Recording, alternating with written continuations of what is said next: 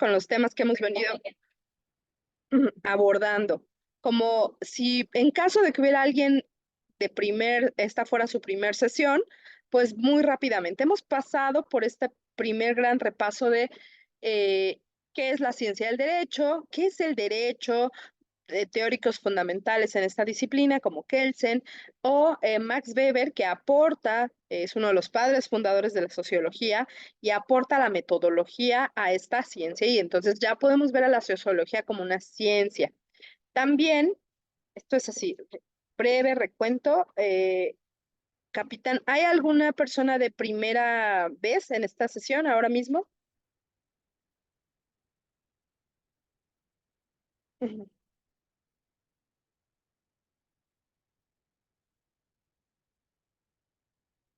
No estaba prendido su micrófono.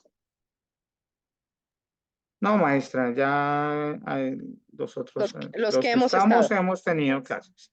Ah, perfecto, muchas gracias.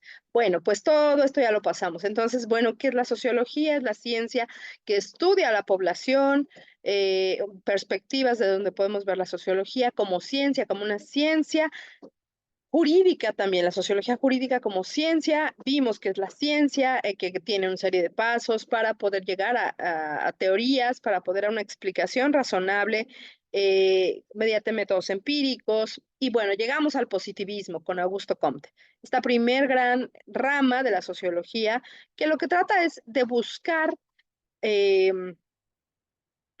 como leyes generales que puedan regir a la sociedad. Y la sociología entonces busca esto, la predicción de la vida humana en la búsqueda de leyes generales. Lo han dicho tanto Comte como Luis Recasensiches o Felipe Fusito. Max Weber también nos dice que la sociología es una ciencia que pretende entender e interpretar la acción social, y él aporta entonces este concepto y lo desarrolla de acción social, que es esta correlación o esta conducta del ser humano en conjunto, en el grupo. Y vimos, ya decíamos, bueno, todas estas corrientes, positivismo, eh, después, y como la ley de los tres estadios en el positivismo, que nos dice que la evolución del ser humano ha pasado por estas tres etapas. La corriente teológica, o la primera etapa, en donde la explicación de los fenómenos está asociada a divinidad. La segunda, la metafísica, en donde se asocia todo el acontecer humano a el estudio como de los filósofos, los juristas, explicado bajo principios, fuerzas o potencias abstractas. La corriente positivista, que la propone como el último de los estadios, en donde aquí sí se busca dar una explicación a los fenómenos para descubrir leyes que rijan de manera permanente. Denme un segundo rapidísimo.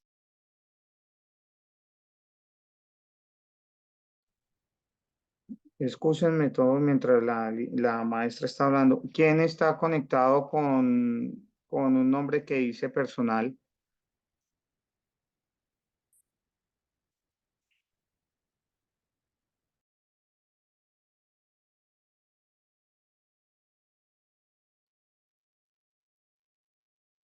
¿Sí? ¿Hubo respuesta? No sabemos aún. No, maestra, no sabemos quién está conectado con ese name. Ok. Bueno, continuamos. Esto es como repaso, esto ya lo veíamos la sesión anterior, para como retomar positivismo. Esta primer corriente desde la sociología en el padre fundador Augusto Comte. Otros de los padres fundadores, se puede decir Max Weber, George Simmel, Leopold von Wies, que ellos plantean otra corriente que es la del formalismo sociológico. Y aquí nos dice, donde existe la sociedad en donde hay varios individuos que tienen acción recíproca con otros integrantes del conglomerado humano. Y entonces de esta forma se da pie a procesos de relación como dominación, subordinación, acercamiento, cooperación, distanciamiento, lucha y muchas otras formas de interactuar de los seres humanos. Y agrupa estos tres procesos en formas organizacionales. Ya no solamente habla de uno como la sociedad, sino que dentro de la sociedad puede haber masas, grupos o colectivos abstractos.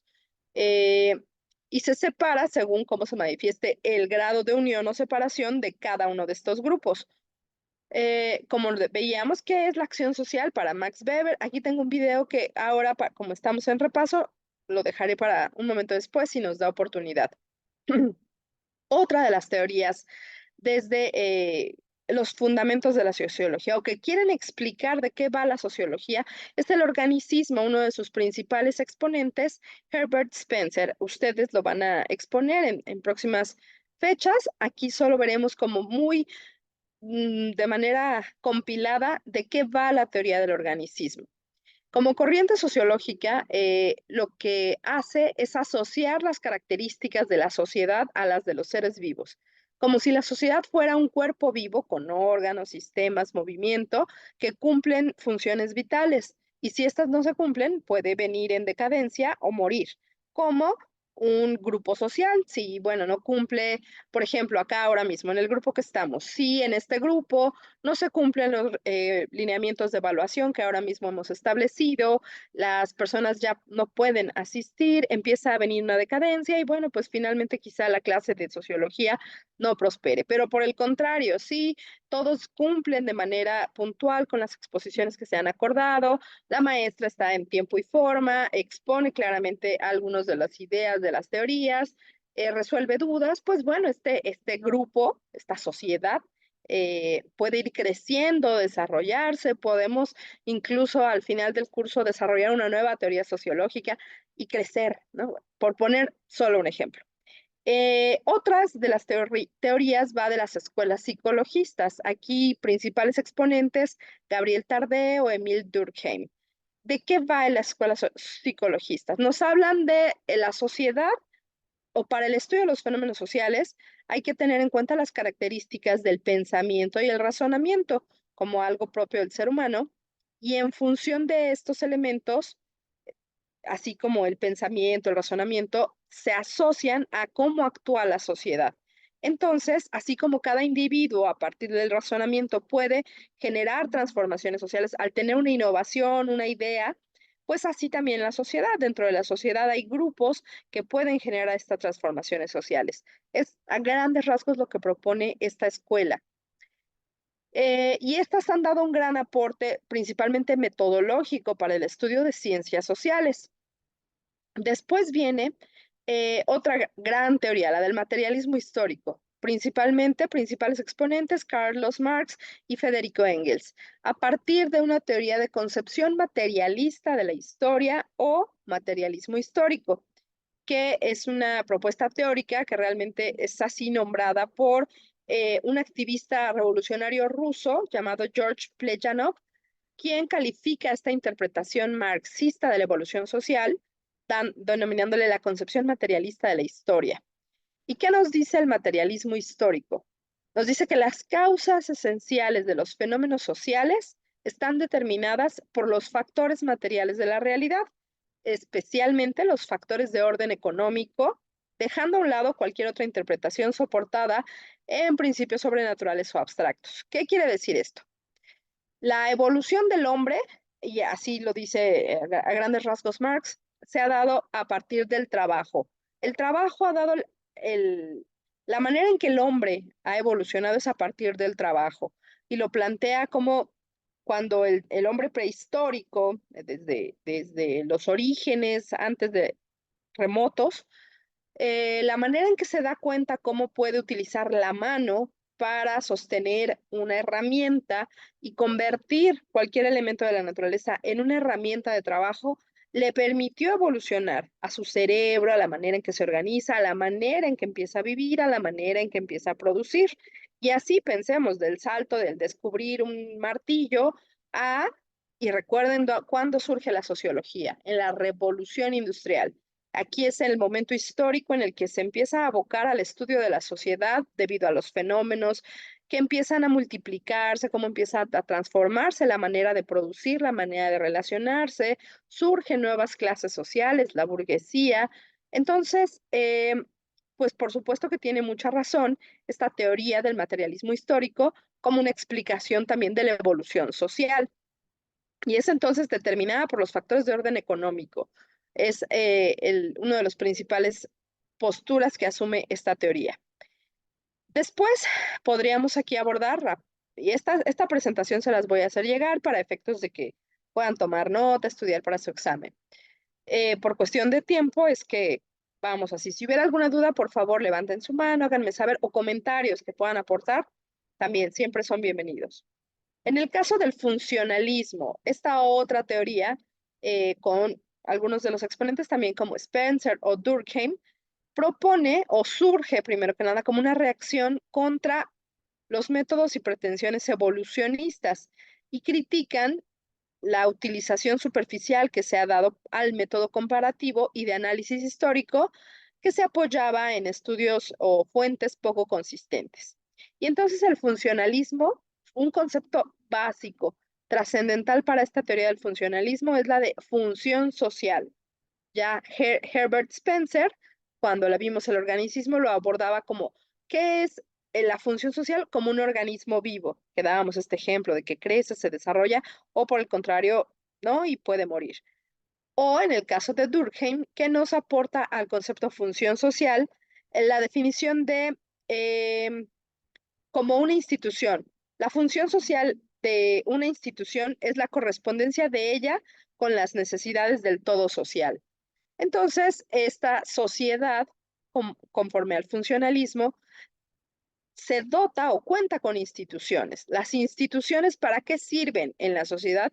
Bueno, pues para funciones concretas. Si no se cuenta con instituciones, no se puede cumplir con esas funciones. Y por tanto, la integración funcional de toda sociedad debe pasar por un análisis, por un desglose de las principales instituciones y sus grupos sociales. Para el funcionalismo, recuerden, función social es el concepto núcleo que tiene que ver con las instituciones y sus grupos sociales, para analizar qué papel juega cada uno de ellos en este todo social y si alguno tuviera alguna distorsión, pues bueno, ver cómo se puede equilibrar en el contexto generalizado. Respecto a las instituciones, pienso ahora en un estudio sobre por qué hay naciones ricas y pobres.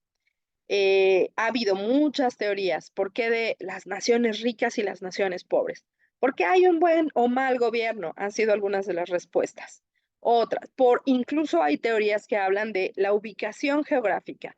Los países del norte tienden a ser más desarrollados que los países del sur. E incluso dentro de un mismo país, los estados situados al norte tienen mayor evolución y desarrollo que los países del sur, pero no es una respuesta que dé realmente con todos los elementos del por qué hay naciones ricas y pobres. Una de las teorías más aceptadas es debido a las instituciones. ¿Por qué hay naciones ricas y pobres? Por el grado de desarrollo y solidez de sus instituciones. Si si un Estado cuenta con instituciones confiables, en las cuales la sociedad pueda apoyarse, que estén plenamente designadas, que tengan realmente un funcionamiento correcto, eso puede dar como resultado que haya una mayor crecimiento económico. Es algunas de las teorías de economistas más recientes que, por ejemplo, podríamos ver en función a esta otra teoría, la del funcionalismo, que aborda el concepto de función social e instituciones. Otra, digamos, evolución de esta teoría del funcionalismo con un enfoque más moderno en Estados Unidos, desarrollado por Talcott Parsons o Robert Merton, nos habla del sistema social, ya no solamente función social per se en relación con instituciones y el todo, sino el sistema social. ¿Qué nos dice Parsons? Él sistematiza en gran medida el trabajo teórico de acción social que ya Durkheim nos había dado y también Max Weber. Acción social, esta correlación, ¿no? de la sociedad integrada por el todo, por las masas, o según el grado de unión o desunión que se tenga. Y este pensador, Talcott Parsons, afirma que el sistema social está integrado por la suma de acciones de los individuos. Y entonces, este es el punto de partida de la interacción de los integrantes de este gran conglomerado humano. ¿Cómo? Entonces, el sistema social se integra por la suma de acciones de los individuos.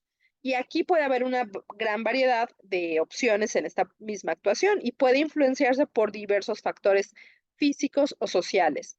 Para Talcott Parsons, el sistema social es interpretado como un entramado de acción social en la medida en que dichos sistemas pueden ser comprendidos por propiedades de integrar valores, símbolos, organizados por la cultura. Entonces, ya no solamente estamos hablando de la acción social como un concepto, sino que acá, digamos, se va complejizando. Se suma al de instituciones y se suma a crear otro gran concepto, el de sistema social. Este enfoque moderno del funcionalismo da con el punto de el sistema social. Principales exponentes, Talcott Parsons y Merton. Otra gran teoría, aquí, aunque ustedes no lo crean, seguimos como abordando algunos puntos de la unidad 1 que abordaré como ya de manera final en esta sesión, para después entrar con la lectura y que nos da pie a buena medida de la unidad 2, para que hoy podamos concluirla y vayamos cubriendo el temario que se ha aprobado. En el estructuralismo, que es la siguiente corriente, esta otra nos propone o tiene sus principales aportaciones a mediados del siglo XX, con algunos precedentes teóricos como el funcionalismo y concepciones organicistas de Spencer, especialmente. El estructuralismo parte de que la sociedad es un todo complejo y está integrado por partes que están unidas y sostenidas por reglas, valores, relaciones y funciones que le dan una integralidad e identidad. Entonces, este todo, que es la sociedad, se entiende que cada una de sus partes tienen un sentido y de manera aislada y por separado no podrían producir ninguna consecuencia socialmente evaluable. Es necesaria esta estructura social, es necesaria este complejo entramado para que haya un verdadero funcionamiento de la sociedad. Y sí, bueno, podríamos pensar en bajo la idea del estructuralismo. ¿Qué ocurrió en pandemia? En pandemia, el sentido gregario del ser humano, el sentido gregario es este sentido de que tenemos que estar reunidos en grupo, esa es parte de nuestra esencia como seres sociales, pues se rompió. Al contrario, la indicación era no te reúnas, no aglomeraciones, no reuniones, no nos podemos ver por cuidar nuestra salud. Entonces, esta pandemia que recientemente vivió la humanidad nos puso en un verdadero nuevo paradigma, nuevo reto de cómo entender nuestra sociedad y nuestra vida en función de generó terribles consecuencias. Yo imparto clases a nivel licenciatura también en México, la materia de derecho indígena y los jóvenes que he tenido en los últimos grupos, he tenido muchos casos de personas con depresión diagnosticada, de verdad, con documentos médicos de personas que se han dado de baja en la carrera por los efectos post pandemia, que no solamente efectos psicológicos, por supuesto, todo lo que pudo traer como consecuencias de la muerte de familiares, consecuencias económicas, todo esto en el entramado social, en todo este complejo entramado social. Si una de las partes no funciona, si una de las partes se ve de manera segregada, pues no va a producir nada. Lo mismo en este ejemplo que doy en pandemia, si estábamos de manera aislada, no funcionamos como realmente entendíamos tradicionalmente la sociedad. Tuvimos que adecuarnos y en ese adecuarnos, pues implicó muchísimas consecuencias para muchas personas. Bien, este es solo como un ejemplo, ¿no? A la luz del estructuralismo que propone que cada una de las partes debe verse en función del todo de esta estructura social. Otro de los pensadores que destacan esta teoría es Fernando de Saussure, quien al estructuralismo digamos que deriva en el método estructural. Él era un lingüista y entonces a partir de la formación de fonemas y palabras lo asocia a cómo funciona la sociedad y el individuo con estructuras. Y lo mismo, ¿cómo aprendemos a hablar? Primero se nos enseña la repetición de letras, agua, ¿no? Por ejemplo, a, mamá. Bueno, así, a partir de la formación de fonemas y después palabras, él lo explica en curso de lingüística, pero ahora trasladémoslo a la sociedad. ¿Cómo aprendemos a empezar siendo una familia? La familia, ¿cómo se inserta en la comunidad? ¿Cómo se inserta en una familia quizá más amplia? ¿Cómo se inserta en un complejo social? ¿Cómo se inserta en la civilización? Y así empezarlo a ver cómo se va componiendo un entramado mucho más amplio. Otro de los, digamos, que dieron pie a esta teoría es el antropólogo francés Claude Lévi-Strauss, quien introduce el método de los fenómenos sociales propios de las sociedades primitivas para, a partir de ello, entender los símbolos que dan cohesión a la organización social. Estas son algunas de las principales teorías de la sociología más clásicas de sus fundadores y cómo algunas de ellas han ido evolucionando. Después de la Segunda Guerra Mundial, vienen tendencias sociológicas contemporáneas. Hablamos que la sociología, ya lo decíamos, surge en el contexto de la Revolución Industrial. Muchas de estas teorías que hemos explicado tienen su mayor auge en el siglo XIX, pero ya para el siglo XX, después de las guerras mundiales que vive la humanidad, se desarrollan otras nuevas teorías o aportes. Aquí solamente para mención, para que ustedes lo sepan, esto no profundizaremos del todo, pero hay otras como la etnometodología, que busca también explicar las causas o el comportamiento social a partir de introducción de otros métodos del cómo se desarrollan los distintos grupos sociales. Otra, la sociología conductista de Skinner, aquí muy asociado a teorías del comportamiento. Probablemente conocen el ejemplo de Pavlov, de los perros de Pavlov, que los tenía perfectamente adiestrados. Cada que tocaba una campanita, ellos sabían que era hora de comer. Y de pronto hacía experimentos, no solo tocaba la campana, pero no había comida, y la reacción de los perros era ya estar salivando y como sabían que era el momento. Y quizá no a la misma hora, pero con solo el sonido de la campana, los perros estaban amaestrados o educados a efecto de su conducta estaba guiada. Bueno, en el área de la sociología es Skinner quien retoma muchas de estas ideas como de Pavlov y plantea el principio del éxito, el principio del estímulo y el principio de valor. Estos plantea que son como los estímulos de la sociedad, así como la campanita de Pavlov. Bueno, pues para la humanidad, para un contexto social, estos son los principales campanitas, son sus principales motivadoras, el del éxito, el del estímulo y el del valor. Otra gran teoría sociológica contemporánea es la sociobiología, que podría estar asociada al organicismo y al funcionalismo que ya hemos abordado. En Francia, por ejemplo, Pierre Bourdieu nos plantea otros diversos temas de la cultura, educación y el trabajo, y esto lo vamos sí a profundizar hacia las últimas sesiones, así está previsto en nuestro método, en nuestro temario. Para Habermas también nos habla de la teoría de acción comunicativa y la teoría de la democracia deliberativa, así como Luhmann en la teoría de los sistemas sociales, que también abordaremos más adelante cuando hablemos un poco de las constituciones, los estados y el contexto de la sociedad.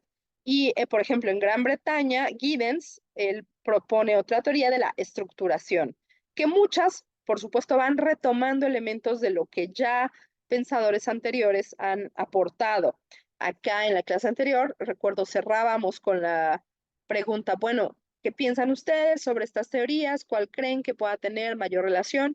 Y el compañero Carlos Hernán nos contestaba muy bien, decía, bueno, yo considero que una teoría muy válida en este momento es la del positivismo. Y se daba esta explicación. Todas las teorías pueden ser válidas en un momento determinado, y también ustedes lo compartían, pero dependiendo del enfoque, dependiendo qué estemos estudiando, desde qué enfoque estemos estudiando a la sociedad. El positivismo ha tenido su evolución y ha tenido sus críticos, y así cada una de estas teorías puede tener su evolución o sus críticos. El tener esta visión crítica hacia las teorías que se han desarrollado permite analizarlas, permite cuestionarlas y quizá acrecentarlas, o que estas teorías, como toda ciencia, pues dejen de tener vigencia y poder plantear una nueva. Es parte de este construir de la ciencia social. Y bueno, pues ya decíamos, como este recuento de, si bien surge la sociología como una disciplina científica bajo la exigencia metodológica de Comte, eh, después es Durkheim quien plantea el rigor metodológico y las reglas del método sociológico. Aquí vamos viendo la contribución así como en resumen. Comte, Durkheim, ya con un rigor metodológico. También Francisco Larroyo o Miguel Ángel Ceballos aportan elementos sobre la lógica de las ciencias. Y en América Latina hay textos muy destacados, como del profesor argentino Mario Bunge, en los que destaca, por ejemplo, la ciencia y su método y su filosofía. Esta otra interrelación entre la sociología y la filosofía, las diversas perspectivas que pueden nutrir o alimentar a la sociología, no vista como una ciencia única que hay que analizar aislada, sino por el contrario, que se complementa con otras tantas disciplinas. Eh, y bueno, finalmente, ya acá para un método científico de las ciencias sociales, es adecuado que, o qué es lo que se busca para que haya un rigor científico. Primero, que tenga objetividad. Esto es, que el análisis se base en cómo es la realidad y cómo se presenta, más no en cómo creemos o quisiéramos que fuera.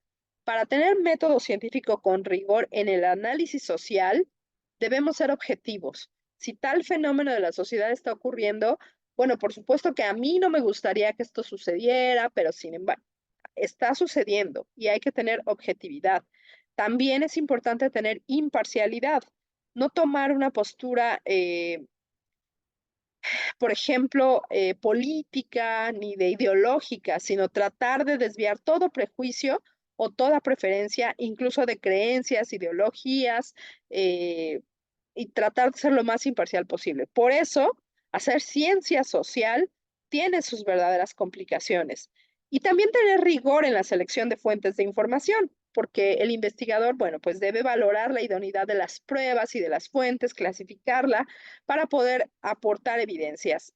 Desde mi experiencia, les puedo compartir como investigadora parlamentaria que también soy, esta cuestión del método científico, la objetividad, la imparcialidad y el rigor son requisitos que se exigen para que yo haya podido aprobar un examen de selección al cuerpo de investigadores. El poder demostrar que puedo ser imparcial, que puedo ser objetivo. Y en cada consulta o en cada investigación que se me plantea, debe ser así. Puedo ponerles dos ejemplos muy rápidos. Se me turna una iniciativa en la que se quería prohibir la tauromaquia. Yo, por supuesto, soy amante de los animales, estoy a favor de los derechos animales, de los derechos humanos, de los derechos pues, del medio ambiente, a reconocerle el derecho al medio ambiente, y todo esto pues iría, podríamos decir, pues hacia, sí, efectivamente está muy bien que se prohíba la tauromaquia. Sin embargo, esta iniciativa tenía implicaciones también para restringir derechos del trabajo y de la organización porque quería incidir sobre una legislación de organizaciones ganaderas, prohibiéndole a los ganaderos que criaran toros de lidia. ¿Y qué vamos a hacer con los toros de lidia? Mientras tanto, ahí no se estaba pensando en qué va a pasar con los toros de lidia que ya están siendo criados y que tengo amigos que son toreros y me lo han dicho desde toda la vida. Los toros de lidia tienen una vida que ya quisiéramos muchos. Probablemente sí, pero tienen un final que no quisiera nadie. Entonces, bueno, mi postura tuvo que ser objetiva, imparcial, brindé todas las fuentes de información, cuál es el padrón de organizaciones ganaderas, cuántas se dedican a esto, y entonces la valoración final que yo aporté es, para poder tomar una decisión al respecto, se debe hacer una ponderación de derechos. Si vamos a restringir un derecho en aras de proteger otro, hay una serie de pasos a seguir para llevar a cabo esta restricción. Es la única medida que podamos tomar, ese es como parte del test de proporcionalidad. Es la única medida, hay una medida que se pueda tomar que afecte de menor medida el derecho, es decir, estábamos afectando por un lado el derecho al trabajo, el derecho de asociación de las organizaciones ganaderas y de los criadores de toros, pero por otro lado estábamos buscando proteger. Entonces, bueno, yo brindé estos elementos sin tomar partido, sin exponer yo en qué creo, quién me gusta, nada de esto. Se tuvo que ser imparcial y con rigor y objetivo. Esto como un ejemplo. Otro ejemplo rápido, se acaba de presentar en México varias iniciativas de reforma constitucional por parte del presidente de la República, en donde se plantean diversas cuestiones. Mi especialidad es el derecho indígena y se me pide un análisis muy objetivo sobre qué va esta propuesta de reforma. Bien, yo la analizo, planteo y lo primero que establezco es no olvidemos que toda medida legislativa o administrativa susceptible de impactar a pueblos indígenas debe ser consultada. y lo pongo como primer línea, siendo objetiva e imparcial. En la búsqueda de que esta iniciativa salga y pues porque la veo bastante bien en general, yo pude haber dicho, no, ya esta ya fue consultada porque se parece mucho a una que se hizo en 2019, ándale, apruébenla rápido, fast track y terminamos. Pero yo por mucho que quiera que la causa indígena prospere y que esta iniciativa, si no observo que este punto no sea subsanado, puede impugnarse esta ley y tirarse abajo. Entonces, por eso en ciencias sociales, el método científico, el rigor de las investigaciones o cómo se presenten, pues es muy importante porque puede haber otras consecuencias que surjan si no cuidamos de estos criterios. Muy bien, pues entonces ahora sí, vámonos a conceptos fundamentales para efectos de las ciencias sociales y con esto entramos más de lleno a nuestra unidad 2 para dar paso después a algunas participaciones de nuestra lectura. Conceptos fundamentales que debemos tener presentes, la acción social. Ya veíamos qué es la acción social. Es la conducta humana cuyo sentido subjetivo está referido a la conducta de otros, orientándose por esta en su desarrollo. Acción social es esta conducta de cada persona, pero referido en la conducta de otros. Solo así se puede entender la acción social, no una acción en lo individual, sino en relación con los otros. Otro concepto fundamental, autoridad. Está relacionado a la legitimidad del poder, es decir, la aceptación de que esta acción por los sujetos a quienes va dirigida. ¿Quién tiene la autoridad? ¿Quién está legitimado para ejercer el poder? ¿Quién da la autoridad? Pues es la sociedad. Quien elige a los gobernantes bajo el método que ustedes quieran, pero es la sociedad quien legitima a otro para que mande en los tiempos más remotos, ¿cómo se asignaba esta legitimidad? ¿Cómo se designaba la autoridad? Por el más sabio, por el que sabía interpretar las estrellas, por el que nos guiaba a la seguridad, por el que nos protegía, de la manera que haya sido, finalmente se ha legitimado a esta autoridad, aceptando que sea él el que mande, este ente, ser, persona, lo que sea, de ello va la autoridad. Otro concepto muy importante, el cambio social. ¿Qué son? Son transformaciones, variaciones, modificaciones que pueden suceder en la estructura social y que afectan, por tanto, a sus instituciones, grupos y las relaciones sociales o a la sociedad en su conjunto. Esto es un cambio social. Todos aquellos cambios, transformaciones, variaciones, modificaciones que pueden afectar desde un ente pequeño hasta toda la sociedad en su conjunto. Otro concepto importantísimo que es la civilización está vinculado al aspecto material de la cultura. Son objetos materiales que produce la sociedad y caracteriza el estado de desarrollo de los diversos conglomerados sociales. Entonces, las civilizaciones prehispánicas o mesoamericanas o precoloniales, ¿cómo se medía su grado de desarrollo cultural? Bueno, pues en función de qué objetos creaban, cómo interpretaban los astros, si crearon un sistema de medición, todos estos elementos dan cuenta de su grado de civilización. Eh, Quizá a partir de la lectura que les di, este concepto de civilización que hemos desarrollado, es momento de ponerlo en duda. ¿Acaso somos tan civilizados que estamos acabando con nuestros recursos naturales y con nuestro entorno a costa de la tecnología y los lujos y todo esto en lo cual nos encontramos inmersos? Ahí finalmente hay mucho que cuestionarnos como civilización. Otro gran concepto, la clase social, que se vincula con estratificación, que veremos también en un momento. La clase social es definida como el conjunto de individuos que comparten una situación económica y cultural similar o que ocupan una situación semejante en los sistemas de producción. Sistemas de producción, aquí retomamos el materialismo histórico de Marx, que acabamos de revisar. Entonces, por supuesto que Marx, esta teoría es una de las que aporta este concepto de clase social. ¿A qué clase social o socioeconómica se pertenece? Bueno, a aquella en la que se comparte un grado similar de situación económica o cultural. ¿Cómo se mide en los países?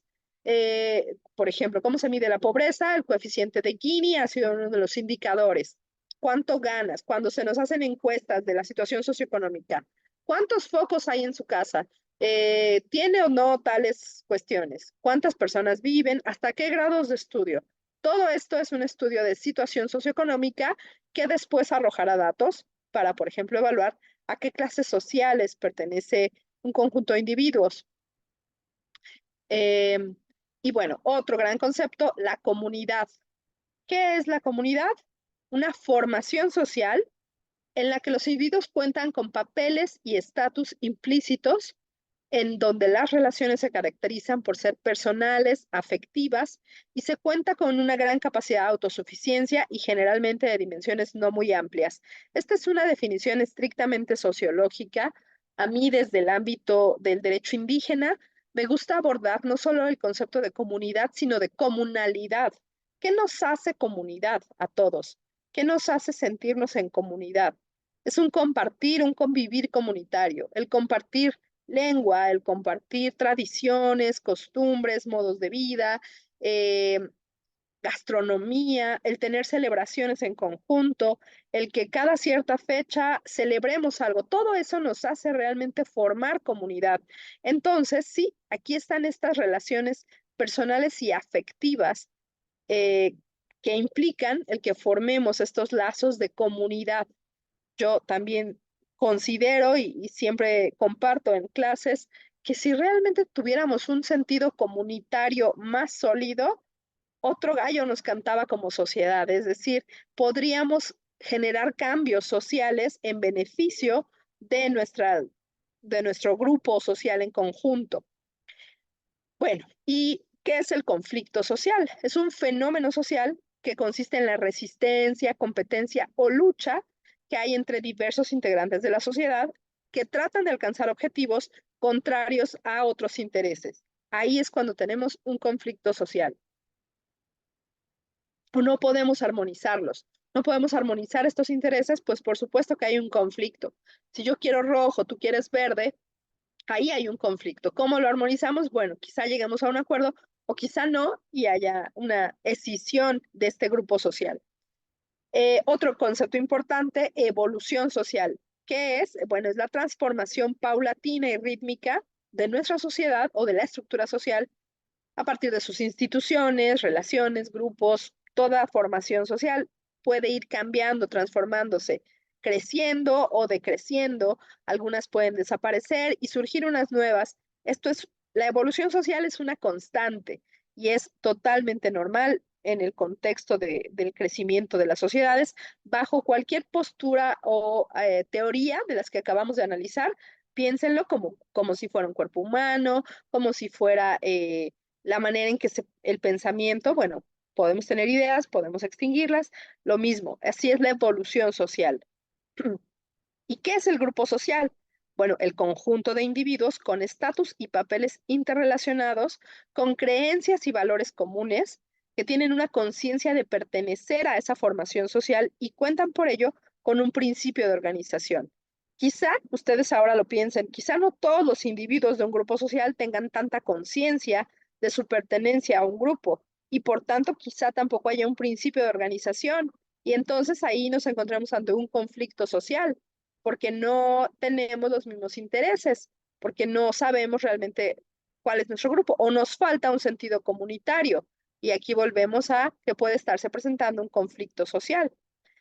Eh, otro, a ver, son dos, son tres láminas de definiciones que ahora voy a dejar pendientes para pasar rápidamente a esta esta lectura que les dejaba, la del pluralismo jurídico. Ya hablamos entonces sobre estos principios fundamentales, las teorías, algunos conceptos elementales para efecto de las ciencias sociales. Pero, ¿qué es el pluralismo jurídico?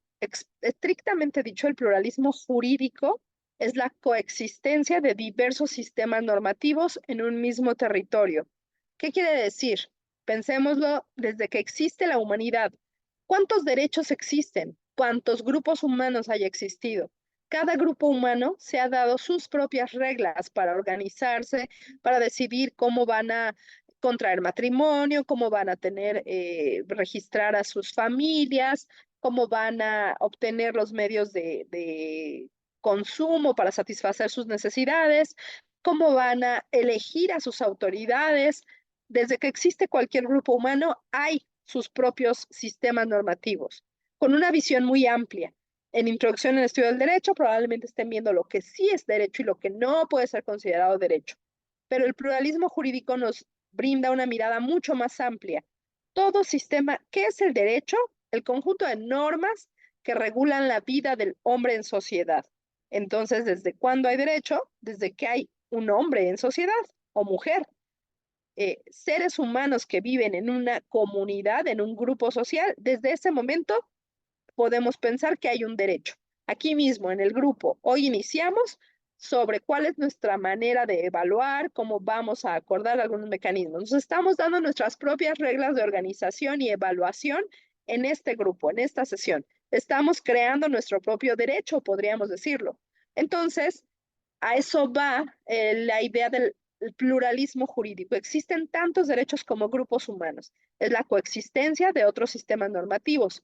Otras teorías sostienen que por lo regular están en choque.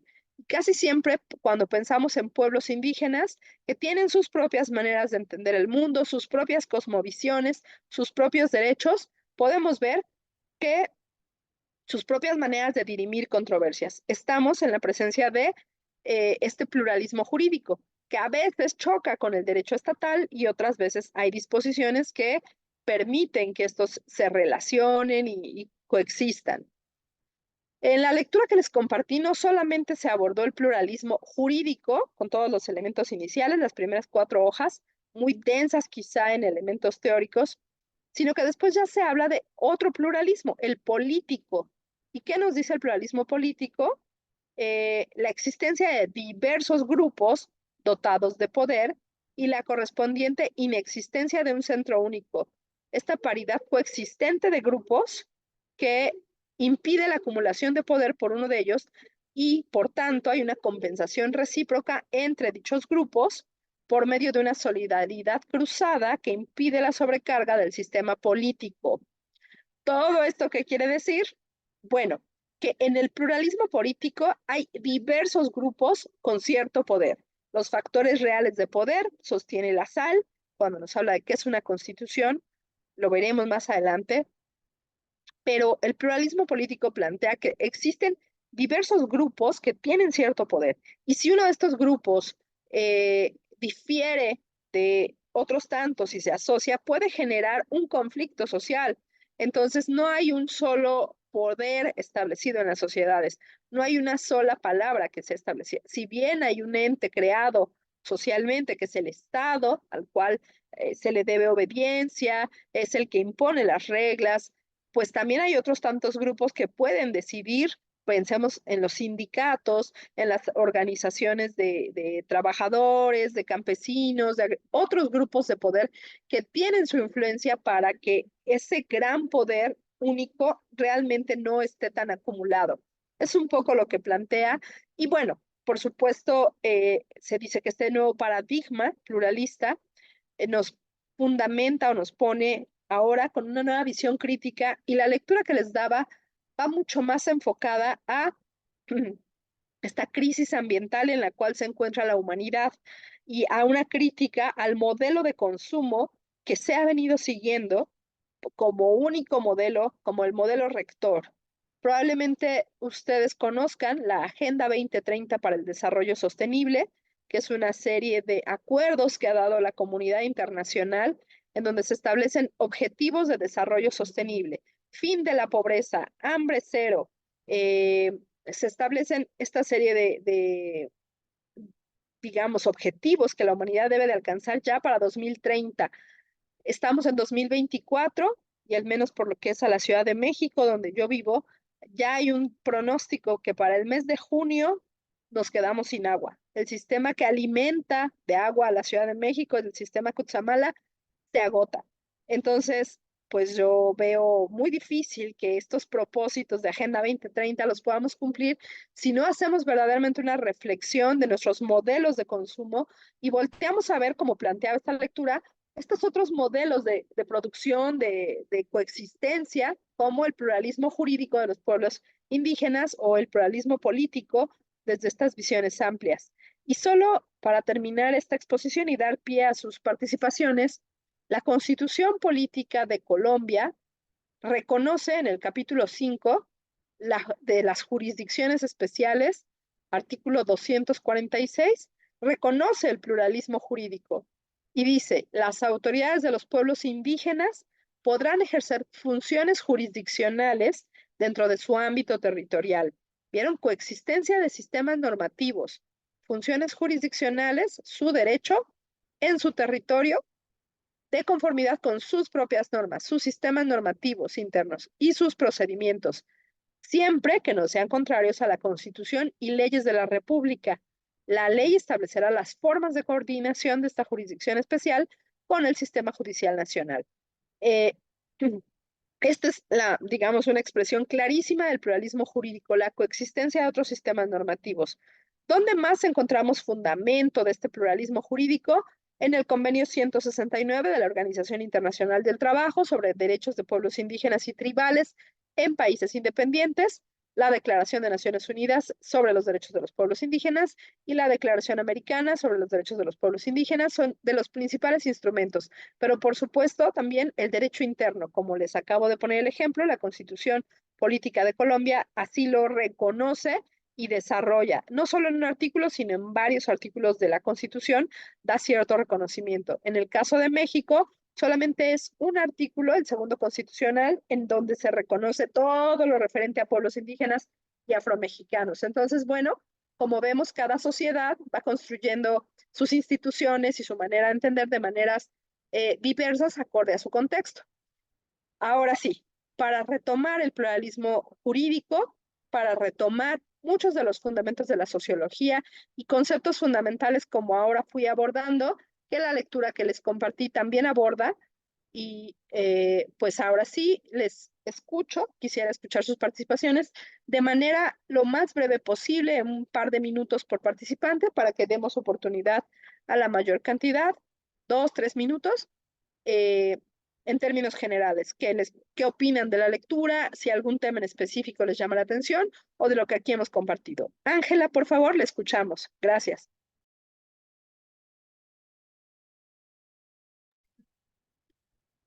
Buenas noches, maestra, ¿cómo está? Bien, muchas Bueno, gracias. bueno, me pareció interesante la lectura. Dice, bueno, tengo pues como tres postulados, ¿no? Se ha tenido en cuenta el desarrollo económico como pauta de bienestar, pero no se ha tomado como elemento el consumo de los recursos naturales y la prosperidad de una sociedad. Debe estar condicionada no solo al recurso económico, sino también a los recursos naturales. La politización de las leyes ha hecho que las mismas sean insuficientes para la protección del medio ambiente, por lo que la solución es implementar políticas socialistas en materia ambiental que hagan efectiva la protección de los ecosistemas con los que convivimos los seres humanos. Se critica el desconocimiento de las culturas nativas y que a pesar de los acuerdos internacionales, las compañías de explotación minera se limitan a hacer una simple consulta que de nada sirven, porque a pesar de que las comunidades nativas se oponen a los proyectos mineros, igual se desarrollan favoreciendo la economía de empresas multinacionales y en perjuicio del medio ambiente. Es algo parecido como a lo que tú nos mandabas a indagar un poquito con lo del río Atrato. Sí, muy bien. Sí. Muchas gracias, Ángela. Sí, Destacas puntos fundamentales, medulares de como la esencia de la lectura. Muchísimas gracias. Dayani, por favor.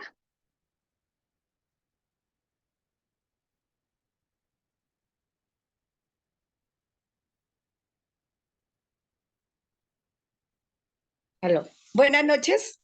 Buenas noches.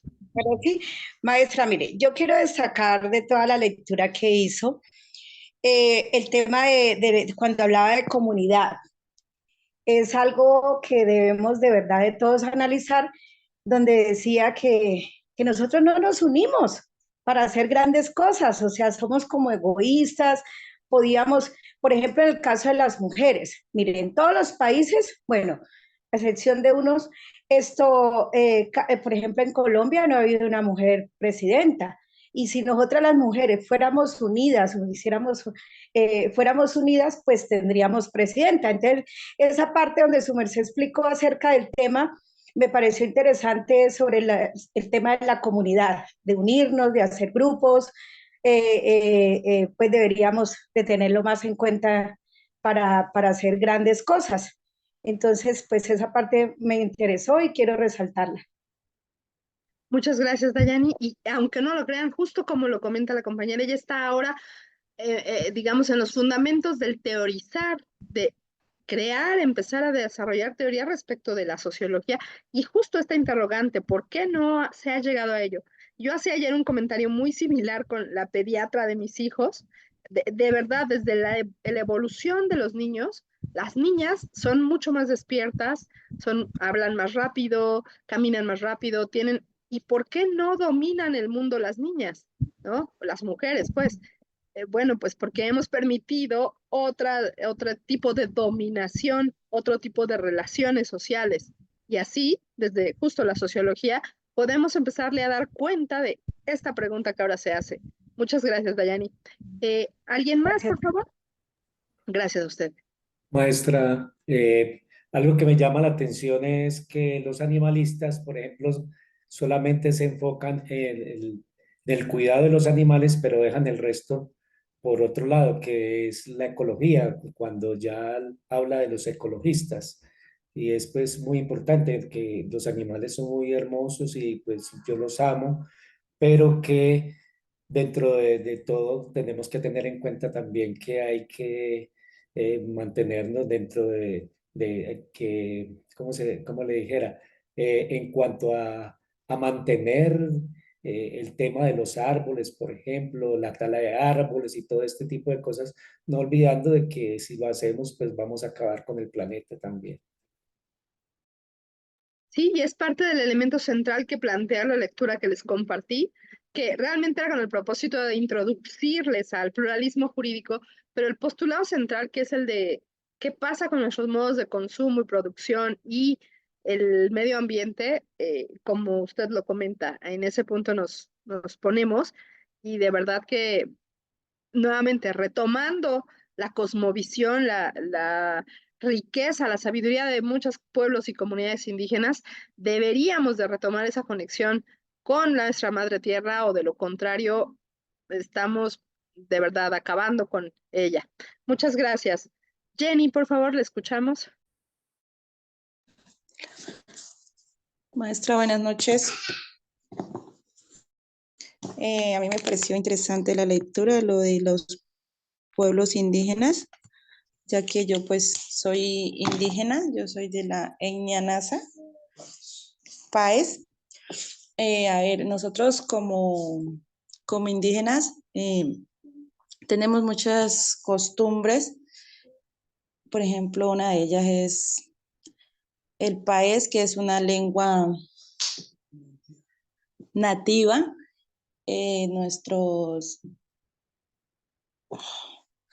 Nuestro cabildo, que es o sea, es como nuestra autoridad territorial. ¿Y qué más?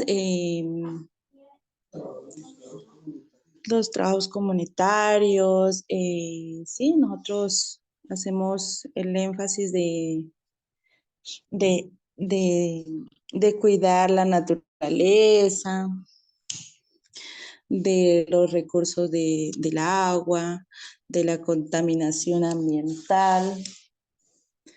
Sí, profe, eso era como lo que quería resaltarle. Muchas gracias. Qué mejor que una lectura que les involucre a quienes ya han estado en ello por tanto tiempo. Muchas gracias. Capitán Diego Fernando, por favor. Sí, licenciada, buenas noches.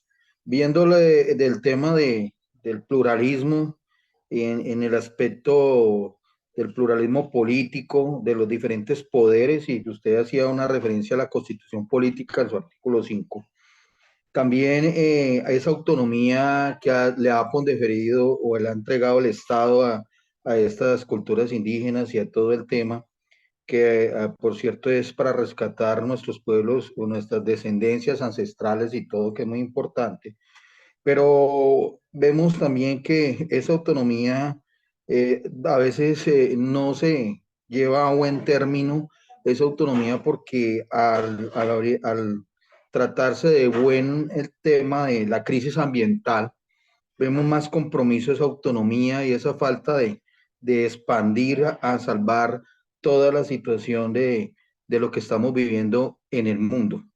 Y vemos una crisis muy grave de todos esos aspectos y vemos que el conjunto de normas, como usted lo decía, vamos al pluralismo jurídico, a pesar de que hay una cantidad de normas protegiendo y tratando de encaminar ese comportamiento humano a la protección ambiental, ha sido insuficiente para todo el tema que estamos viendo hoy en un conflicto, perdón, una situación que está perjudicando a toda la humanidad. A pesar de que es de rescatar que esta autonomía de estas culturas indígenas y otras afro y otros grupos que tienen sus poderes de alguna forma han entrado en un conflicto social con el Estado, donde se ve que se rompen las investiduras y todo, no ha sido suficiente porque no hay una conciencia desde el mismo ser humano de que no solo es de recursos y de shows mediáticos o de cosas, sino que es desde el mismo comportamiento humano que todavía no hemos entrado a una conciencia y que seguimos afectando a esa humanidad de alguna otra forma y nos veremos afectados y vendrán quizás medidas más drásticas ante una sociedad que no quiere acatar o no es consciente del problema que se está enfrentando. No más, licenciado, muchas gracias. Gracias a usted. Por favor, Luis Fernando Morgado. Licenciada, buenas noches. Sí, señora. Pues el tema es bastante extenso, interesante. Me llamó la atención una de las partes donde se habla sobre el estudio de la sociedad humana y su población. Dentro de aquellos conceptos fundamentales, de pronto como para agregar un poco lo que el compañero estuvo hablando, uno de lo que se vive diariamente a nivel mundial es sobre lo del conflicto social. Se habla que ese conflicto social es un fenómeno. Ese fenómeno lo podemos aludir como son aquellas manifestaciones que por una u otra razón, por alguna verdad o alguna mentira, siempre vamos a estar como en ese acuerdo, desacuerdo o en la lucha para que puedan surgir, bien sea a favor o en contra, para, como lo dice el mismo concepto, lograr alcanzar esos objetivos o esos intereses particulares o generales. Muchas gracias. Efectivamente, cuando hay diversos intereses. Y justo para no generar ahora un conflicto social en la siguiente clase, tomo nota de quienes tienen la mano levantada para que ustedes inicien su participación en la siguiente clase. Y por ahora terminamos nuestra sesión. En la siguiente iría por favor. Perdón, maestra. ¿Sí? Quiero hacer una consulta. Es ¿Sí? que tuve una conversación con la licenciada Carolina. No sé si de pronto ya te comunicó algo por el WhatsApp, que queríamos pedirte un favor. Ajá. Eh, Ya. Sí, no estaba viendo el teléfono por aquí la clase. Vamos a tener unos minutos más. Claro, perfecto. Entonces nos da para seguir porfa, gracias. participando. Claro que sí, mejor aún, así no corto la inspiración de tanta mano levantada. Adelante entonces, por favor, coronel Amir Almanza.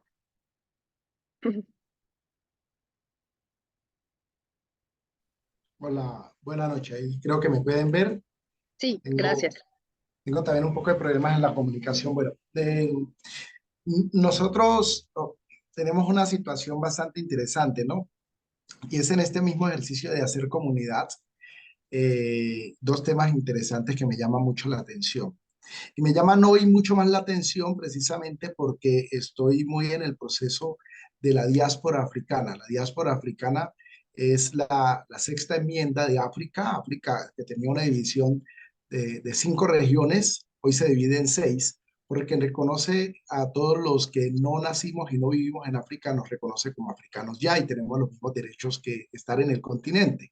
Algo por lo que hemos estado luchando hace mucho tiempo y que los estados siempre trataron de afectar en el sentido de llamarnos afrodescendientes, por lo menos en el caso de Colombia, afrocolombianos.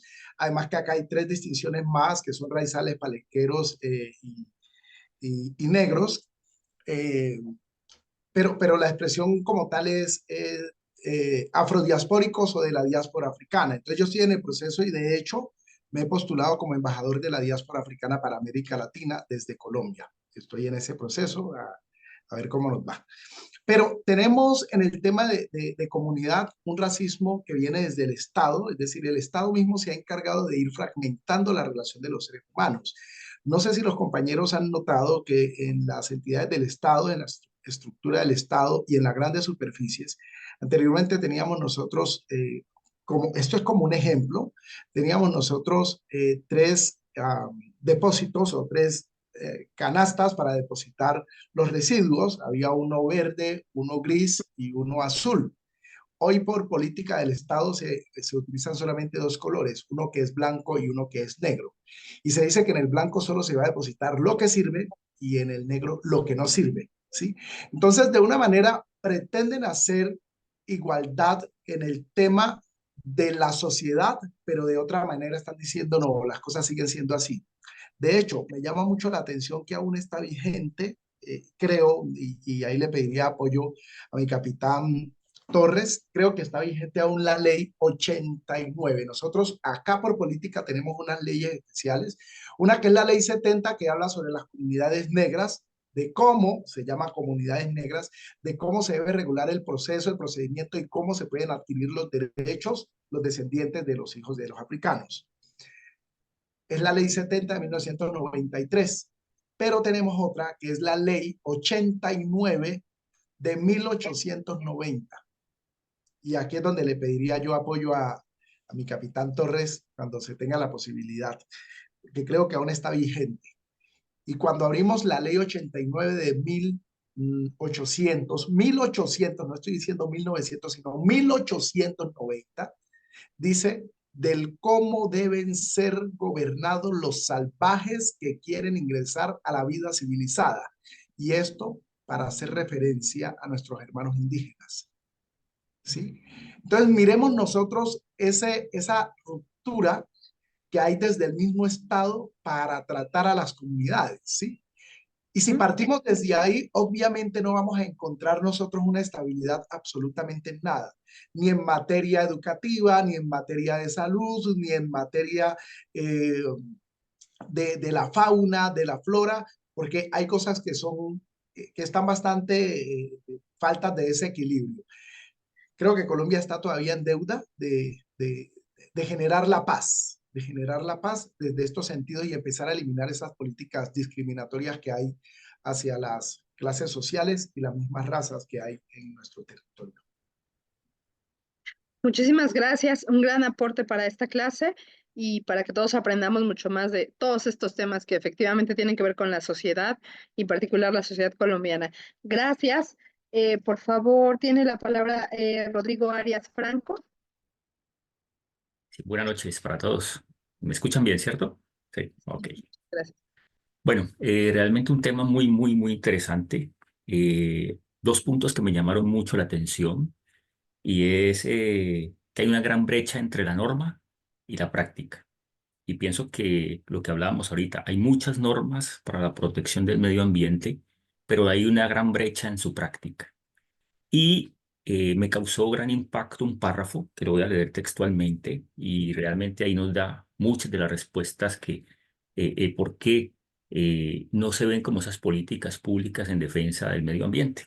Y es la siguiente, dice, ha imperado un modelo de bienestar en forma socioeconómica de expansión eh, continua, deficiente y autodestructiva, que a la luz del sistema capitalista neoliberal solo valora el ingreso y la competencia en virtud de que el principio fundamental es la obtención de una riqueza individual, ¿sí? Entonces ahí nos está hablando prácticamente de la corrupción, que lamentablemente abunda en nuestros países de América Latina y que aparte de que existen las normas, pero hay una gran brecha en la práctica y impera más el explotar la minería, pozos de petróleo, impera más el querer la riqueza individual que la protección en el medio ambiente. Entonces pienso que ese tema allí es lo que más impacta en el momento. Tenemos muchas normas para cuidar el medio ambiente, pero realmente en la práctica, debido a esta situación de corrupción y todas estas cosas,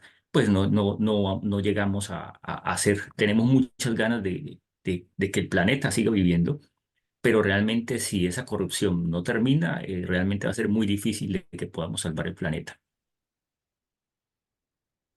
Muchas gracias. Un elemento más del conflicto social, ¿no? Como hay tantos intereses que se contraponen y efectivamente la corrupción como este otro mal que aqueja a las sociedades. Muchas gracias. Por favor, tiene la palabra el teniente Diego Alejandro Rojas.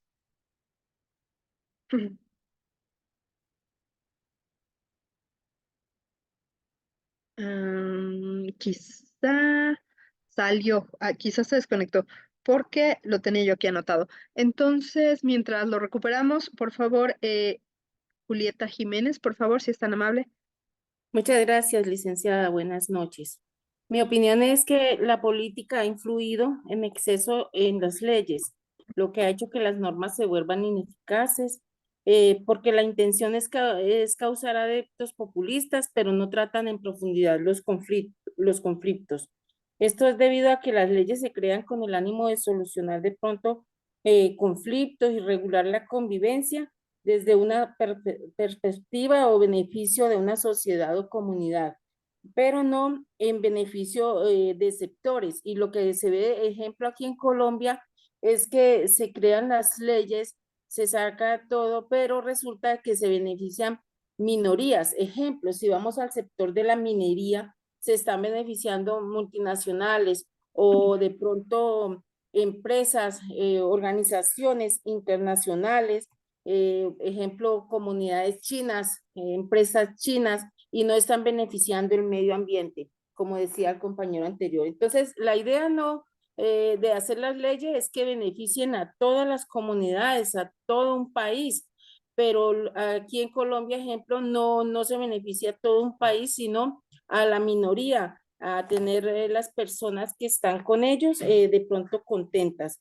Si es el caso de la explotación de recursos naturales, de recursos no renovables, también están haciendo un daño ambiental y no miran el daño para las comunidades, sino que están beneficiando una minoría, que son los que están llevando el dinero que están explotando de esos recursos. Sí, muchas gracias.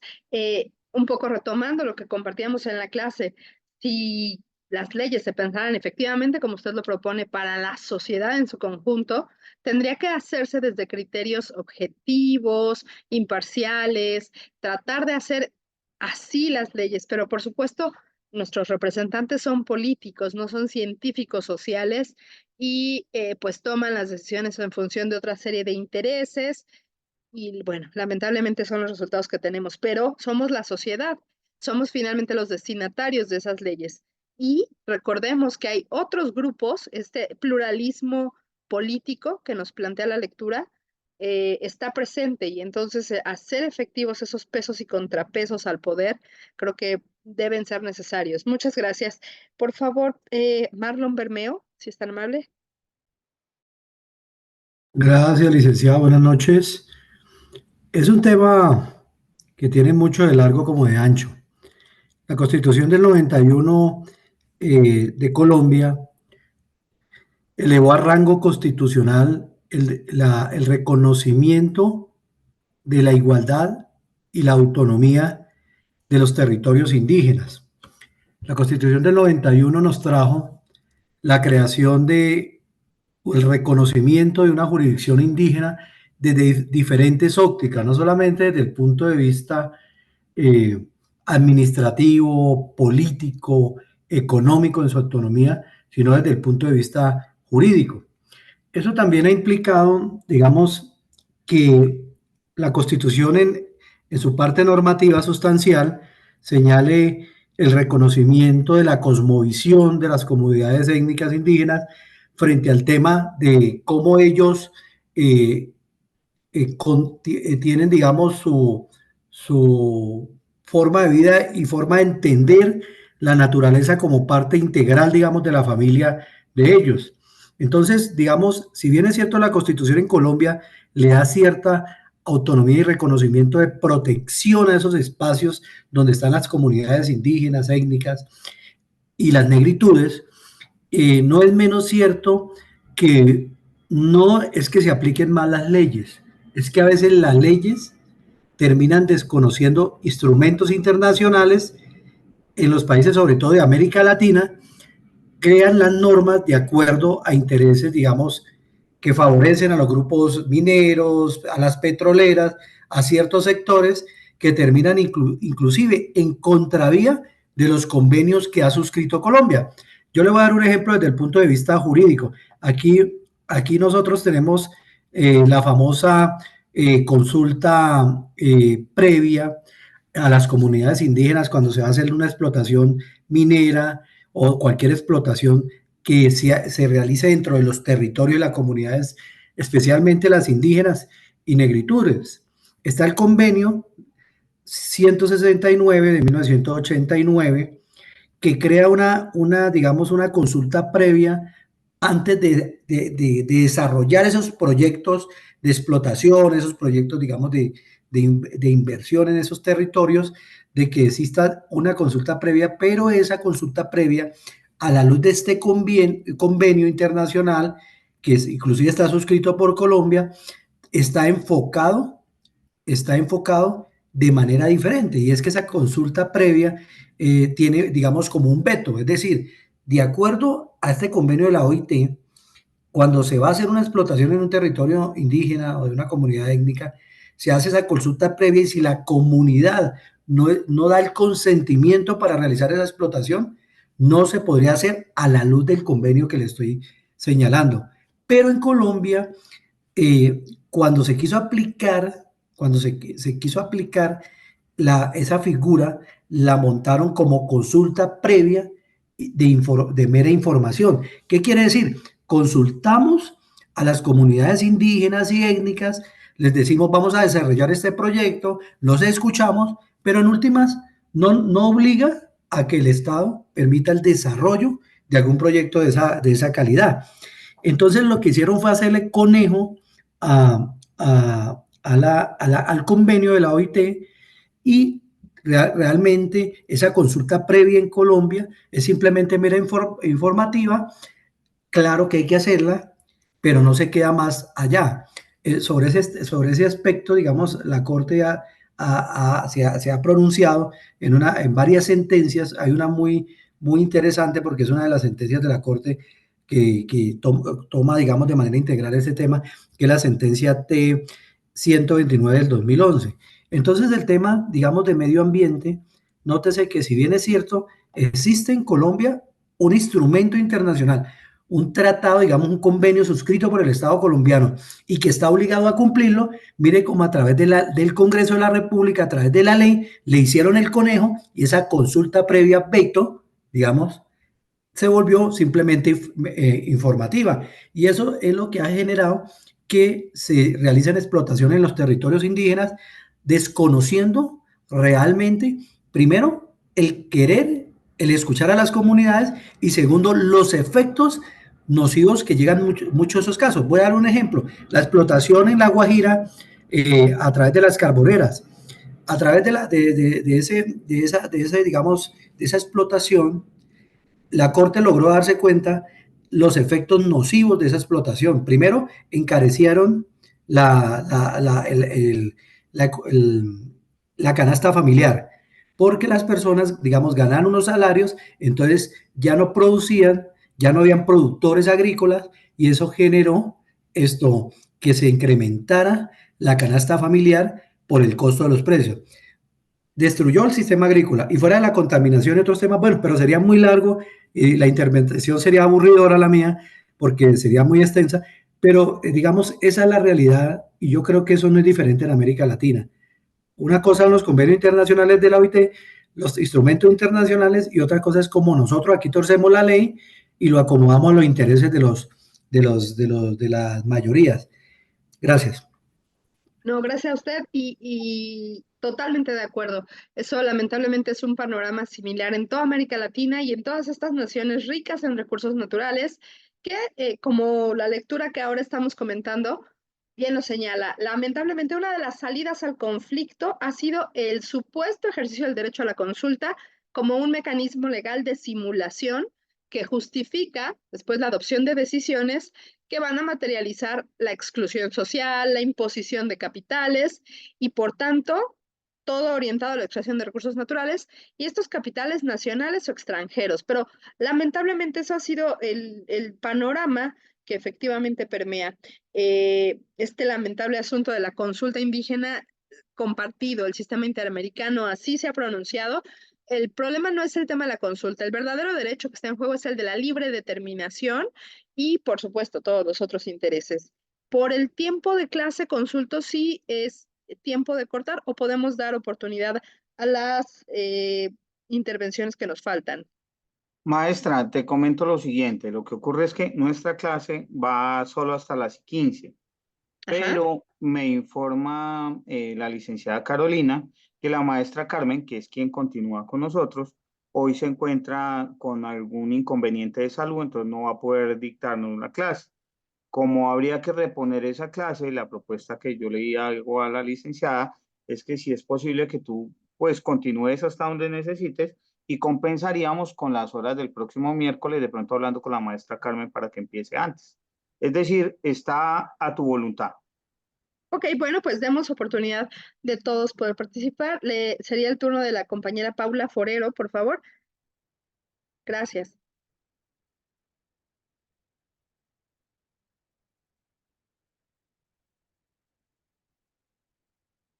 Maestra Araceli, buenas noches, compañeros, buenas noches.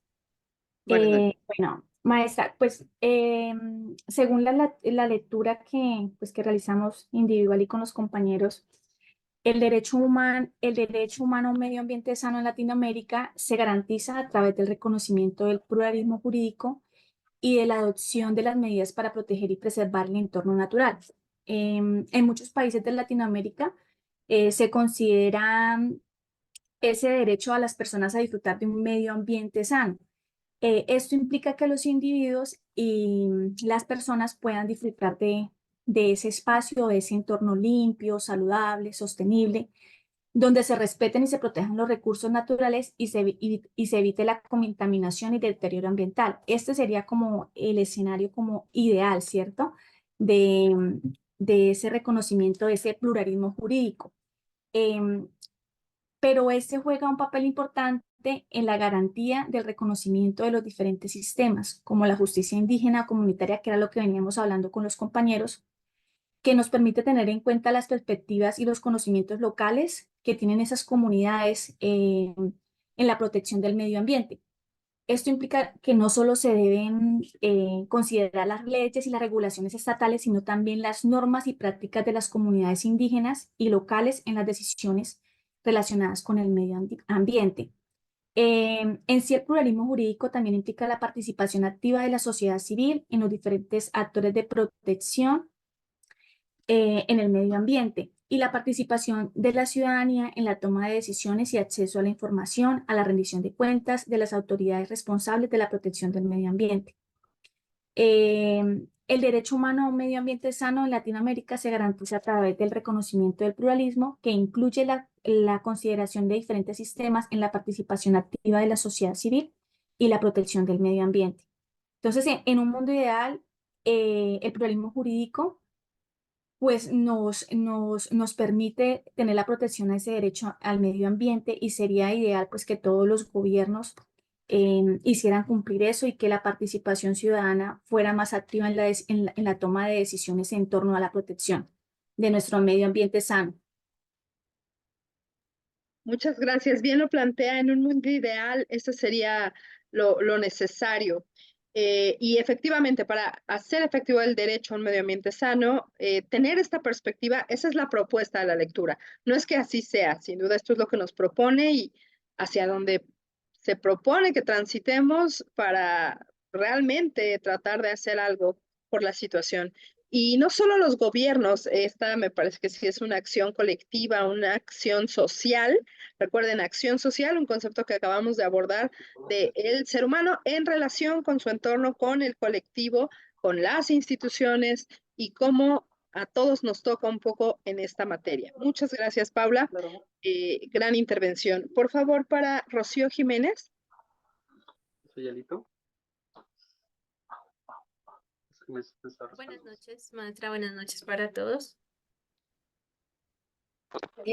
Bueno, pues creo que con el tema de la lectura y también un poco el tema de lo que vimos en la clase, creo que también tiene que ver un poco el tema de la religión, porque en la clase usted decía al inicio del tema de los países desarrollados y países subdesarrollados o tercermundistas, como también se dice, ¿no?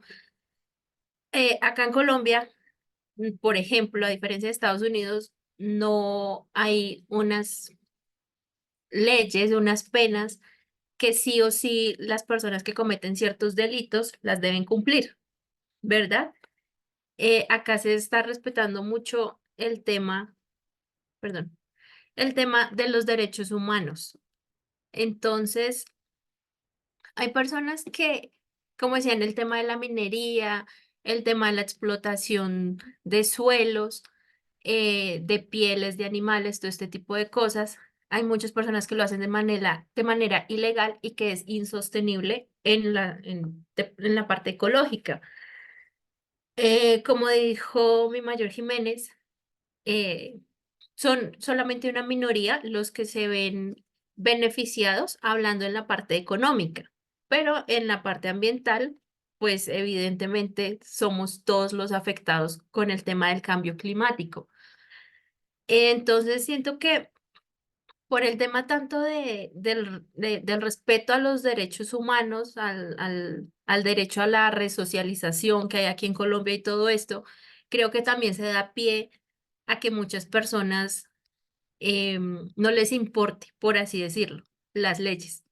Y ya también pues incluye el tema de vivir en sociedad, de que hasta dónde llego yo, que ya empieza a afectar a la persona eh, con la que convivo, a la comunidad en general.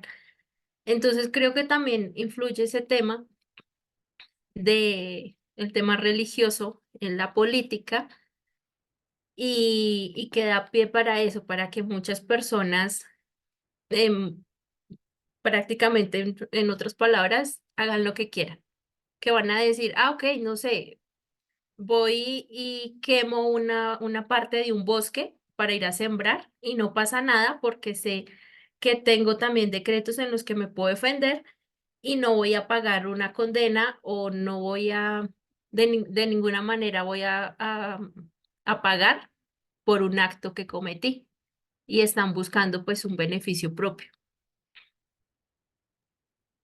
Sí, como bueno, lo complejiza mucho más las diversas instituciones de la sociedad, a que así mete otros intereses y otros factores como las instituciones políticas, pero también religiosas, pero también la normativa vigente, más los intereses de empresas particulares, más, bueno, sin duda, eso es lo complejo de la sociedad y del conflicto social y de todos estos fenómenos en los cuales de verdad que urge que bueno, ya nos tardamos definitivamente en poder poner atención. Yo admiro el sistema colombiano, de verdad. Hay sentencias de la Corte Constitucional en donde al medio ambiente se le otorga incluso ya la categoría, la personalidad jurídica.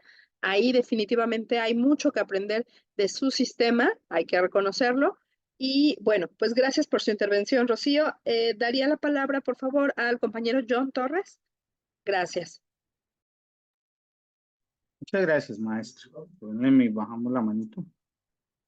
A ver, maestra, la lectura me gustó y estoy de acuerdo en algunos conceptos, como por ejemplo el que tiene que ver con la descripción que hace de la diferencia entre el sistema romano-germánico que tenemos en América Latina y el sistema anglosajón del norte de América y por ello la implementación de las políticas tanto jurídicas como económicas y sus diferencias. Hasta ahí digamos que el concepto pluralista jurídico en donde se vincula la sociología o la perspectiva sociológica, económica y jurídica en un mismo tema también es muy interesante porque pues la implementación de la politización en las leyes pues obviamente ha causado que las leyes sean ineficaces o ineficientes como decía muy bien ahorita mi mayor Jiménez. Sin embargo, en lo que tiene que ver con la minería, como tú lo indicas ahorita, el desarrollo que ha tenido Colombia en temas ambientales es muy evolucionado, la verdad de ello puedo dar fe. Y te puedo decir lo siguiente, ¿qué es lo que ocurre o cuál es el concepto? Efectivamente, el convenio 169 de la OIT, por medio del cual se adoptaron estos procesos de consulta para las poblaciones indígenas o nativas y las minorías, tiene una implementación muy fuerte y aquí lo respetamos mucho, tan así que hoy en día no se puede hacer una solicitud de licencia de explotación minera solamente porque se le ocurre a la persona, sino hay que acreditar la capacidad operativa e incluso económica. Aquí tenemos una institución que se llama Agencia Nacional de Minería y en la Agencia Nacional de Minería tenemos que acreditarlo. ¿Por qué? Porque yo sí considero que no es cierto que tengamos una mera consulta. Pues la intención de consultar a las comunidades indígenas es precisamente no para preguntarles si permiten o no permiten dentro de sus territorios la explotación, porque aquí se hace un proceso que se llama proceso de sustracción de área para poder desarrollar la minería. Y ese proceso de sustracción de área está limitado. No sé si en México funciona igual, me imagino que debe estar funcionando igual, en donde se protege y se garantizan los derechos de las comunidades indígenas porque están reconocidas incluso a nivel constitucional, que es un reconocimiento incluso de rango constitucional. Entonces, digamos que en materia de la crítica que se hace en el texto frente a las consultas que dicen que es una mera consulta o que se volvió insuficiente esta consulta, yo considero que no es cierto. Y como te digo, me aparto profundamente del concepto. ¿Por qué? Porque lo que pasa es que la consulta no es para preguntarles si quieren o no quieren las comunidades indígenas que haya afectación a su territorio, porque está claro que ellos se van a oponer y se han opuesto tradicionalmente a que haya una explotación minera. Sin embargo, se eleva la explotación minera al rango de utilidad pública, por lo menos aquí en Colombia, no sé de pronto qué concepto tengan allá, en donde la explotación de una mina no es para un beneficio propio particular, como lo indica el texto, sino la explotación de una mina tiene la intención de generar una utilidad común para toda la población.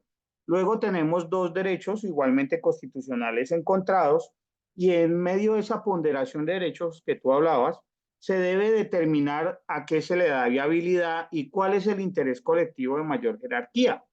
Entonces, en ese interés colectivo de mayor jerarquía, nosotros entendemos ese respeto por el medio ambiente. ¿Qué es lo que ocurre?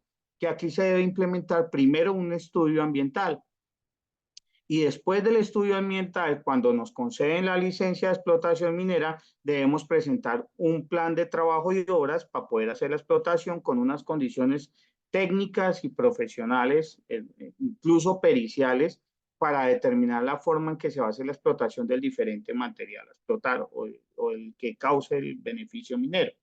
Entonces, digamos que esa regulación de la consulta o la finalidad de esa consulta en sí es que podamos saber cuál es la afectación socioeconómica, moral y ambiental que pueden tener esas comunidades étnicas. Luego se debe garantizar que si hay afectación, esa afectación también sea, digamos que compensada, ¿sí? En algunos casos, la Corte Constitucional y el Consejo de Estado aquí en Colombia ha dicho que se debe compensar la afectación, pero aparte de eso hay que restituir las actividades o hay que restituir lo que les puede causar esa afectación. Entonces, por ejemplo, con lo que tiene que ver con comunidades indígenas, si yo quiero hacer una explotación minera de arena, de río, a cielo abierto, por ejemplo, yo puedo hacer esa explotación, pero si ingreso a un territorio indígena, y eso les causa que yo voy a hacer uso, un ejemplo, de 90 hectáreas, tengo que entregarle a esa comunidad indígena las mismas 90 hectáreas en otro sector donde puedan tener ese aprovechamiento y generar el beneficio ambiental.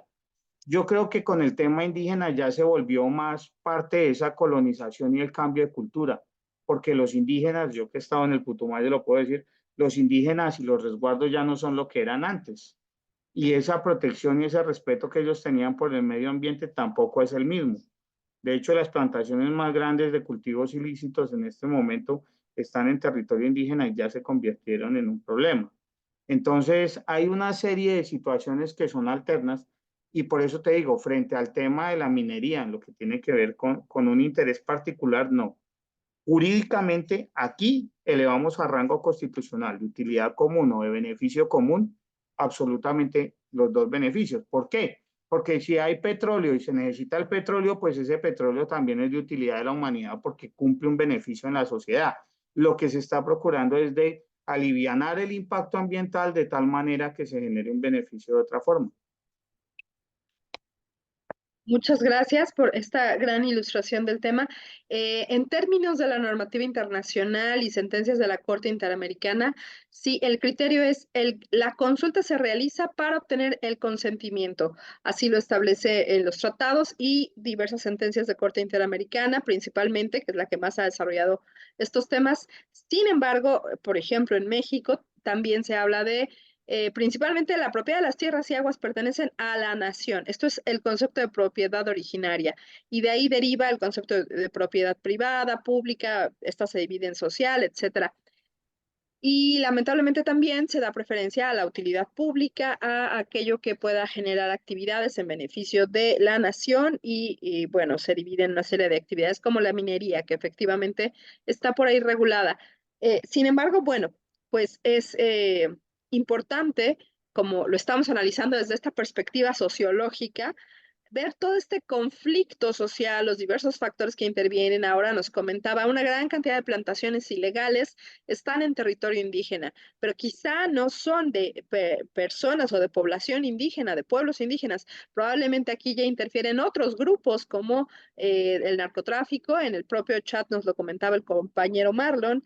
Entonces, lamentablemente, justamente si vemos a la sociedad como este órgano, desde las teorías organicistas, ¿no? Como este cuerpo, pues hay sin duda sistemas, órganos que están viéndose afectados, que están enfermos, que están gravemente dañados por conflictos como la presencia del crimen organizado, de la corrupción que se compartía en otro de estos comentarios, todas estas pues fallas que podemos ver en el sistema social.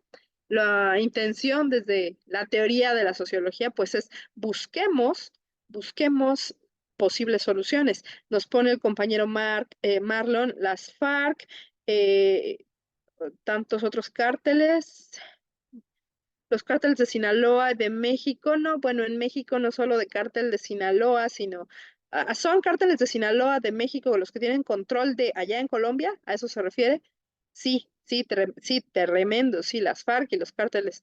Y bueno, en México, hablar también de cómo estamos en cuestión de crimen organizado, no acabamos en esta sesión y en tantas. Justo el estado de Guerrero, en estado de sitio, clases suspendidas en el municipio de Chilpancingo, y bueno, Michoacán, que ha pasado también por procesos tan intensos, y así, ¿no? En el caso de, yo me refiero, por supuesto, a mi país, acá nos dicen también el Cauca, sí, en el Cauca, Nariño. Bien, bueno, vamos a dar oportunidad ya a las últimas dos participaciones para cerrar esta sesión y que todos quienes levantaron la mano puedan participar. Por favor, para el teniente Diego.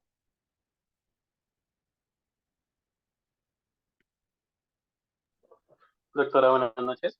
Gracias. Bueno, doctora, yo tengo 4 cositas. Tomo así lo que son procesos de legislación. Con la formulación y promulgación de las leyes implica la participación activa de la sociedad. Los deberes y consultas públicas permiten que los diversos sectores de la sociedad expresen sus opiniones y que los legisladores consideren las experiencias e intereses de los ciudadanos en el momento de crear nuevas normas. Ahí pasaríamos a la aplicación del derecho. La forma en que se aplica el derecho también está influenciada por la sociedad. Los jueces y los tribunales toman las decisiones basadas en las circunstancias y realidades sociales. Y en muchas ocasiones, las demandas y reclamos de la sociedad pueden impulsar cambios en la interpretación de la aplicación de la ley. Y con eso pasamos a lo que serían las reacciones sociales ante el derecho. La sociedad no siempre asume pasivamente el derecho. En ocasiones se generan tensiones, resistencias y movimientos sociales que buscan cambiar el orden legal establecido. Estas reacciones sociales pueden llevar a las modificaciones en las normas y en la creación de nuevas legislaciones. Para concluir, el estudio de las relaciones entre el derecho y la sociedad es esencial para comprender la dinámica en ambos ámbitos. El derecho no puede separarse de su contexto social y a su vez tiene un impacto directo en la estructura y funcionamiento de la sociedad.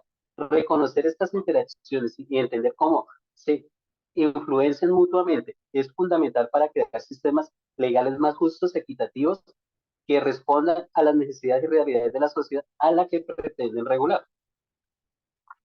Esto sería. Un comentario muy, muy conciso. Y justo yo recuerdo que entre nosotros se encuentra un juzgador respecto a este comentario que hacía, cómo finalmente la sociología también, cuando se juzga, cuando se emiten sentencias, se tiene que apreciar el aspecto sociológico. Quisiera, no recuerdo quién es el compañero que, si me El pudieran, doctor Marlon Bermeo, ya solo Doctor Marlon Merveo. el doctor, sí, que ya participó.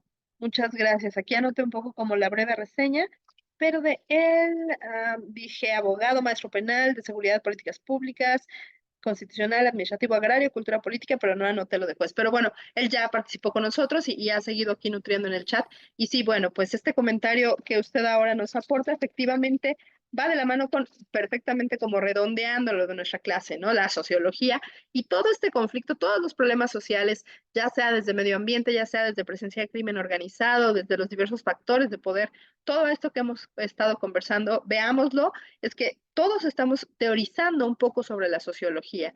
Para que vean la importancia de esto, obviamente hay que seguir un método, un rigor, pero estamos en estas aproximaciones desde las diversas corrientes que han surgido a lo largo de la historia y bajo los elementos fundamentales. Estamos en la tercera clase de nuestra materia, entonces creo que vamos por buen camino en ese sentido.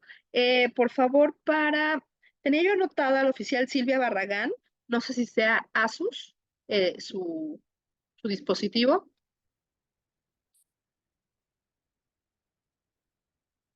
Y si no, no, a la oficial la tengo ya en otro. Asus, ¿quién es la persona que está conectada en Asus? Que ya se fue. Soy yo, licenciada. Ajá. Bueno, mi opinión es sobre las personas que adoptan una perspectiva animalista enfocada exclusivamente en el bienestar y la protección de los animales, a menudo descuidan la consideración de la ecología y el medio ambiente en su activismo. Este enfoque estrecho puede derivar en una falta de conciencia sobre la independencia entre los seres humanos, los animales y el entorno natural en el que coexisten. Al centrarse únicamente en el cuidado individual de los animales, estas personas pueden pasar por alto problemas ambientales más amplios, como la pérdida de la biodiversidad, la degradación de los ecosistemas y el cambio climático que afecta tanto a los animales como a los seres humanos. Es crucial reconocer la interconexión entre el bienestar animal, la conservación del medio ambiente y la sostenibilidad global. Un enfoque holístico que abarque tanto la protección de los animales como la prevención de los ecosistemas puede ser más efectivo para promover un equilibrio saludable entre todas las formas de vida en nuestro planeta. Muchas gracias. Esto, el texto que compartimos, se le llama parte como de la ecología profunda y que es tan necesaria empezar a abordar estas otras perspectivas.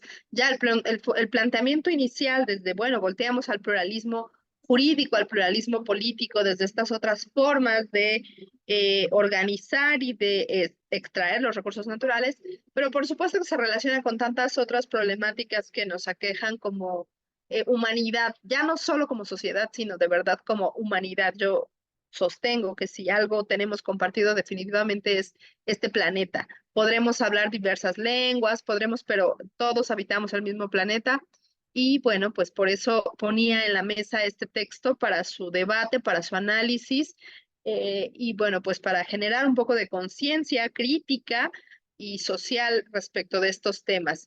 Seguiremos abordando, como acordamos, ya para la siguiente sesión, ahora sí, conceptos fundamentales que quedaron ahora pendiente algunos sobre elementos de la sociedad, la población, la estratificación, la clase social, estos conceptos que ya iniciábamos, pero además vamos ahora a dar pauta a sus exposiciones para que si hubiera cualquier duda, cualquier necesidad de información bibliográfica, referencias, por favor háganmelo saber.